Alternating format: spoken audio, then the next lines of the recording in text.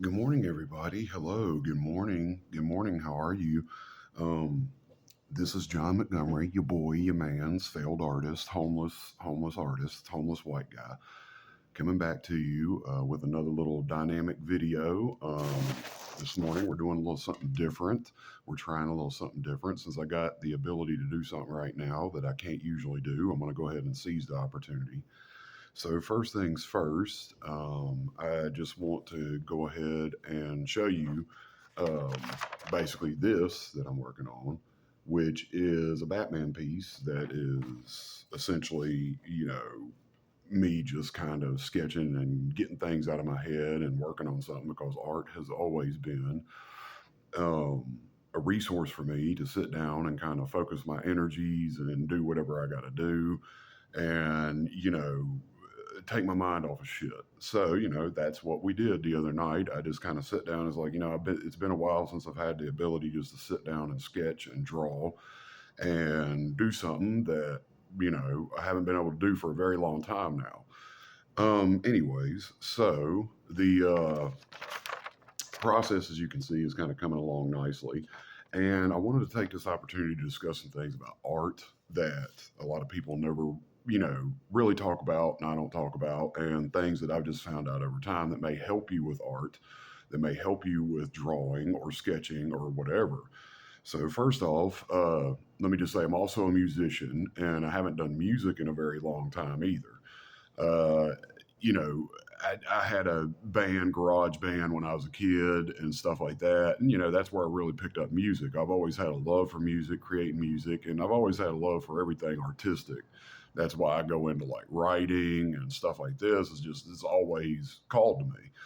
So, but back then when I was playing music, I didn't have a lot of money. I couldn't afford the best equipment and stuff like that. But I learned then that I play guitar, and I learned then that basically if you can get a good sound out of a crappy guitar or a crappy instrument, then when you get like appropriate tools, um, that shit is amazing. So that's kind of the theory and the thing I want to talk to you about today is you know um, if you can get amazing results out of crappy, you know, gear, equipment, or tools, then when you get the better stuff, it's like fucking, so easy for you. And that brings me to kind of like a little history on me. When I was growing up too, we were very poor. We didn't have a lot of money for art supplies. Michaels and shit like that wasn't a thing. I know I'm an old guy. 42 years old, might as well be 80 in this goddamn society now. But anyways, um, with that being said, anything was art, right? Like anything could be used for art, anything could be used for drawing and sketching and all this stuff. So, primarily what I had back then was whatever was available. Like if you find, old number two pencils in the cupboard or whatever, or fucking paper, whatever, printer paper, you used it. And through that, it was a very frustrating journey because at the time I didn't really realize what good tools could do for an artist. It wasn't much later, till much later in my, artistic journey, that I found out like about 2H pencils and graphic pencils and all this stuff, and the density of lead and using different techniques and stuff like that. Now, back then, before the internet, before mobile devices and shit, you really had, like, if you were not in an artistic circle or a community or with people who educated you or gave you tips, you were fucking, figuring this out on your own, which is a beautiful thing and an amazing thing, but also it's a very big hindrance and wastes a lot of time. Like the younger artists today, you really don't understand and can appreciate, which is understandable because you grew up in it, how massive like these tools are, like a mobile device and YouTube videos and everything. So that's one thing that I got to tell, the younger people, because I know younger artists who are at least 10 years, 20 years behind, younger than me, and you grew up in a whole different world than what I grew up in. So, with that, I think that this is, kind of valuable knowledge, kind of something that may help you because now I see that you have these new tools, but you're not really, going through the, process, as it were, because you're having a lot of things shortchanged that I didn't have when I was a kid. So my knowledge and my, experience may be able to help you kind of overcome some of, especially the artistic frustrations that a lot of you have right now. With the digital media and all this stuff, you have a constant flow too of people from around the world who are amazing fucking artists. You really don't have context though. You really don't have context when you look at a work and understanding that these people have spent years sometimes and many many miles of struggle to get to where they are. And that's like with me. If you see me and you think I'm talented and you feel envious or something like that, you got to understand that I've been doing this shit for, 20 plus years now, off and on, like sketching and practicing and drawing, only to get to the point where now I can automatically, recall anatomy, manipulate form, know about dynamic proportions and stuff like that. So, the first thing is we're going to, kind of remind you that this right here, for example, is the back of a hotel room receipt. Basically, it's printer paper. Okay. This is a basic mechanical #2 pencil. All right. And so far, we've started to get some pretty good results from it. But as you can see, as you get in, I don't know if you can tell, the lines are not perfect. Everything's not perfect. If I rub this hard enough with my hand, I will have rub off and stuff like that. Fortunately, I think in the industry, people have acknowledged that these may be the only artistic tools for some people, and they've started to develop these fucking mechanical pencils a lot better than they used to be. Because I can tell you, these aren't expensive. These were like $2, $3 from fucking Family Dollar. But these are some of the best mechanical pencils I've ever sketched and drawn with. I mean, the lead is high quality. It doesn't smear as much. The papers are a lot better now. They're a lot more acid free and stuff like that. They're a lot more sophisticated. But back then, it was like, as soon as I sketched this or did this with a mechanical pencil, they were garbage. The lead was as cheap as possible. It would smudge, smear as soon as you even breathed on it the wrong way. So doing pictures like that,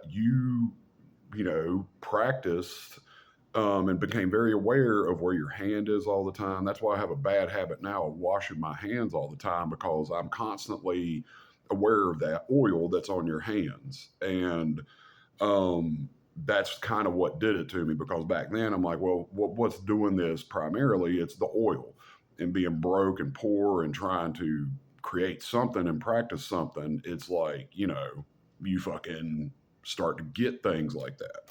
So once again, not the best tools back then, but doing that teaches you how to overcome and adapt and to pursue really your passion. It really tests your mettle. And I suggest, if you are an artist today and you do have tools, ready tools, stuff like that, you may be in a great situation where you have a mom and dad who's buying you shit or whatever the case may be.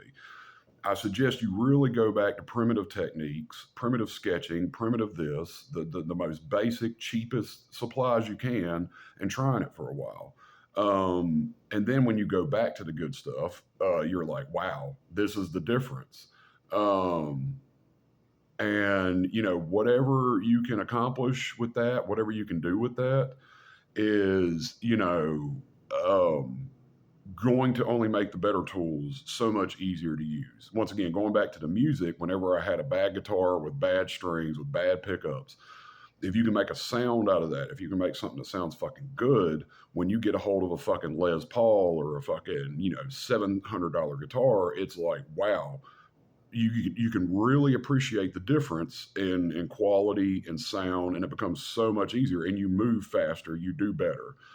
So that's the point. Once again, going back to this, so we're at the point now where we've gotten, the basic layout done and stuff like this. This is a throwaway sketch. This is not something that's going to be put in a fucking gallery. This is not something I'm going to put in my portfolio, whatever. This is just to establish certain things and practice certain things that I know and apply certain theories. For example, for the longest time, I was stuck on fucking rigid lines, rigid whatever, perfection. You know, back then during the comic book industry, there wasn't a lot of focus on mental health of artists. There wasn't a lot of focus on establishing things. I mean, people spoke, but it really wasn't published. There's a lot of I grew up in an era of a lot of gatekeeping with knowledge, a lot of gatekeeping of, okay, well, if this, nobody's interested in hearing it. There was a lot of people who didn't know what the fuck they were talking about running things. So if they saw an artist and he sat down, he's like, hey, kids, this is what I do. They'd be like, well, nobody wants to see that shit. And they would just throw it away. And the periodicals that did publish stuff like that were really suppressed because there was, once again, this whole ideology that this is how it works, blah, blah, blah, blah, blah. We've made huge progressive steps in the world. It's just people don't really talk about it that much, and if they do, they're really not heard or understood. But we've also made some drawbacks.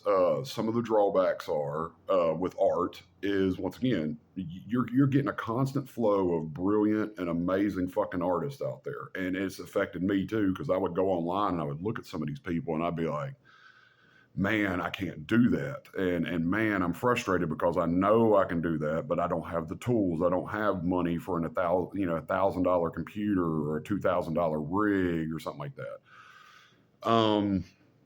And that's frustrating. That is very frustrating. That is very demoralizing and stuff like that. But you have to remind yourself you're making progressive steps. You have to remind yourself that Rome wasn't built in a day. You got to just wake up, be consistent, be steadfast. You have to consistently kind of chip away at certain things. Like, for example, if I'm not good at hands, I start learning hand anatomy. I start learning an easier way to do hands. And hands, by the way, are really easy. I'm going to remind you a simple lesson of, and maybe this will help you, maybe it won't, dynamic anatomy. Bern Hogarth made a book called Dynamic Anatomy that's been destroyed by several artists out there. Of course, anything brilliant, there's got to be naysayers and people who know everything fucking tearing it apart. But Bern Hogarth's Dynamic Anatomy, if you've never read it, if you never looked at it, start there. Wrong or right, whatever other fucking artists say about it, it doesn't matter. Just read it, absorb it, take what you need from it, see what he's done wrong, see what he's done right, and then, apply it. And that's basically the thing. But Bern Hogarth's Dynamic Anatomy is one of the go-to books that I recommend anybody starting in art to go to. But anyways, Dynamic Anatomy is basically the essential principle of creating a foundation and a framework to draw humans. I know a lot of you out there are like, I can't draw a person. I can't. Anybody can do this.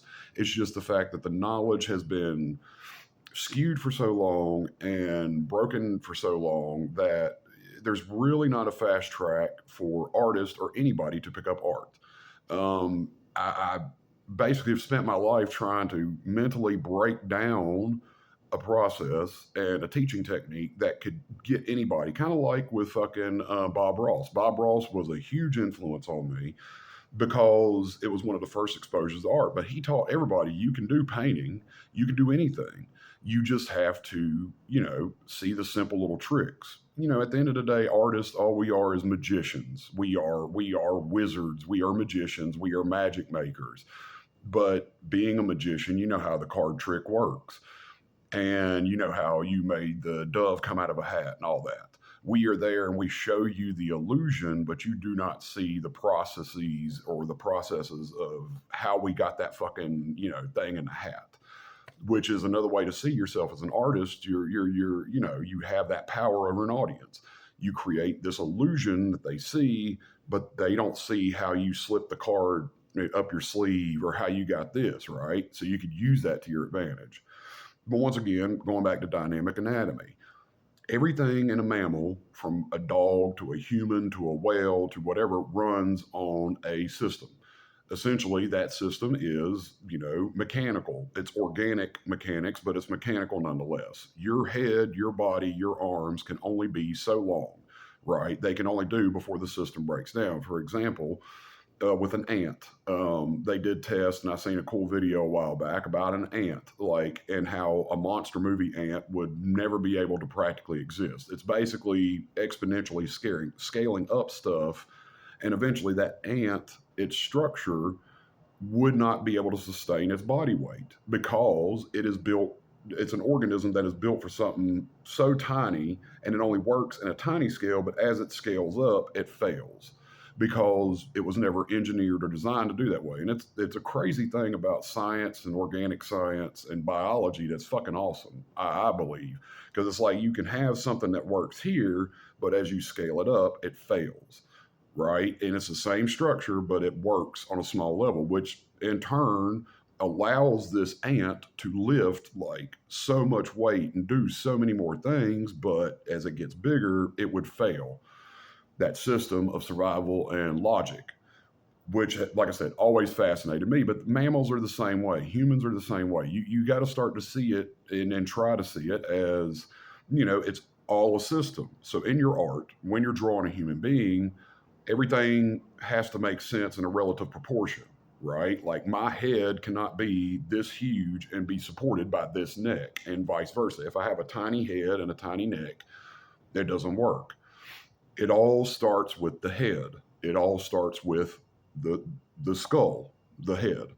So when you draw, when you do anything, the head is the relative thing to make all this work, from the length of your finger to the length of your hand to the length of whatever. And if you start to measure things on your body, you like go, sit down at home and realistically look at your head in a mirror, look at the midpoint, look at this point, look at that point. And then you basically have a framework. Now, with that being said, being too rigid is not good with that form. So if something was a little off, not everybody is perfect, but that is to give you a framework of, okay, it is this length. And everybody's stuff is a fraction off, stuff like that, which brings me to my final point, because this video is getting a little long. With your art, realize that perfection is imperfection. Perfection is imperfection. And I want to say that one more time. Perfection is imperfection. And maybe that can be paid forward to how you judge yourself as a human being. Nobody's perfect. Nothing is perfect, okay? We spend so much time in this society trying to mask imperfections to where we forgot that's what the fuck we are to begin with. Imperfect is beautiful. Imperfect is the true natural order of things. Who cares if your butt's too big or too small? Who cares if your muscles are too big or too small? Who cares if your eyes are perfectly aligned? Who gives a fuck? That is the aesthetic beauty created by the establishment to make you feel like a piece of shit, to therefore control you more on a daily basis. Perfection is imperfection. And in your artwork, embrace Bob Ross, once again, huge influence, happy accidents, right? If you come across something one day and you're sketching and you're practicing and it's like, oh shit, I fucked that up. Well, look at it in a different way. Did you fuck it up? Is it something you don't like? Is it something that wasn't right? And that's basically, once I learned that lesson, once again, I hope to create methods and techniques in the future to help young artists in general, eradicate some of the mental problems that are causing them and holding them back, and create a simple Bob Ross-esque system for drawing human beings. Let's just start there. Comic books. What works, what doesn't, what's all the knowledge and the time and experience I've had and frustrations with doing art, I can stop that for somebody else and therefore fast track it. And therefore that artist who comes along after me is going to be far more advanced than I ever was, because that's the basic founding principle of knowledge and passing on knowledge. Is the guy who goes first, or the guy who learns this first, figures out all the techniques and the tricks to shortcut this shit for somebody else. And then when they learn it, they evolve the art form, because their knowledge is already so far ahead of where that person who first learned it is, that now they can spend the rest of the time on the evolution of that idea. You see what I'm saying? So that's my hope in the long run. But remember, the head length. Start with the head, the neck, the collarbones, the body. Everything works on a system. Start to really sketch, and don't be so rigid with it. Don't commit so early. As an artist, that's another thing too. Always leave an escape route. And remember, you're just sketching, you're laying down a framework. So when you build this, you're basically building a house. So see it as, you don't want to start with the roof when you're building a house, right? You want to lay a foundation, which you can adapt and sketch and do what you got to do. So that's it, guys. I'm going to leave it there. I'm in Raleigh now. Things are going great. Things are going beautiful. If you could subscribe, comment, leave a like, whatever. No pressure. That would greatly help me out a lot. I'm going to include donation links or links to my Cash App, PayPal, stuff like that. If you want to financially support me, $1 donation, $10, everything will go to building my future. I got to find a job here and etc. And continue making art, continue making videos, and spreading the good message across the world. So I hope you enjoyed the video. I hope this helps. I hope this gives you some perspective on things. And I love you guys. Be safe, be creative, and always, always just relax, take a breath. If you're feeling overwhelmed, if you're feeling overcome by life, art, whatever, take a break. You're not going to lose the talent. Look at me. I haven't drawn in over a year. I haven't drawn realistically in a very long time and sit down and really sketched. And the last time I did some, it really wasn't anything. It was on a piece of cardboard I found in the trash and just whatever pencil I had available. But I did it and I haven't lost it. So don't worry. If you take breaks and stuff like that, you will never lose your talent. You will never lose your ability to do and stuff like that. So you guys take care, and I will talk to you later. Bye.